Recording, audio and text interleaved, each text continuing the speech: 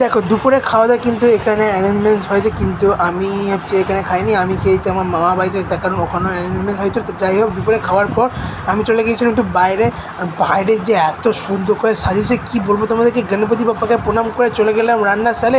রান্নাতে এখানে দেখতে পাচ্ছি পাবদা, ভেটকি, পাতুরি থেকে শুরু করে এলাহি ব্যবস্থা, এদিকে নান, এদিকে রুমালি রুটি, এদিকে মাটন বিরিয়ানি। ওহো, আমি একটু রাতেরবেলা সেজে ফেললাম রিসেপশনের জন্য। আর দেখতে পাচ্ছি মাটন বিরিয়ানি হাঁড়ির পর হাঁড়ি।